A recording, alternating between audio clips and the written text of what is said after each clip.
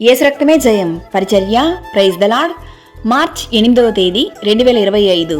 ఈరోజు దేవుని వాక్యము, నేను చెప్పు మాటలు ఆలోచించుకునుము, అన్ని విషయముల యందు ప్రభువు నీకు వివేకం అనుగ్రహించును. తిమోతికి రాసిన 2వ పత్రిక 2వ అధ్యాయం 7వ వాక్యము.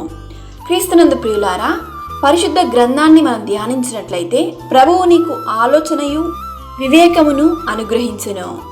దేవుని వాక్యం ఇలా సెలవిస్తుంది, నా సువార్త ప్రకారము దావీదు సంతానములో పుట్టి మృతులలో నుండి లేచిన యేసుక్రీస్తును జ్ఞాపకము చేసుకొనుము. మనము నమ్మదగని వారమైనను ఆయన నమ్మదగిన వాడుగా ఉండును. వినువారిని చెరుపుటకే గాని మరి దేనికిని పనికిరాని మాటలను గూర్చి వాదము పెట్టుకొనవద్దని ప్రభువు ఎదుట వారికి సాక్ష్యమిచ్చుచు ఈ సంగతులను గూర్చి వారికి జ్ఞాపకము చేయుము.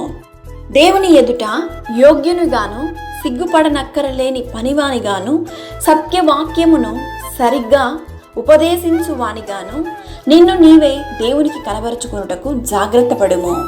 అపవిత్రమైన వట్టి మాటలకు విముఖుడవై ఉండుము. ప్రభువు తన వారిని ఎరుగును.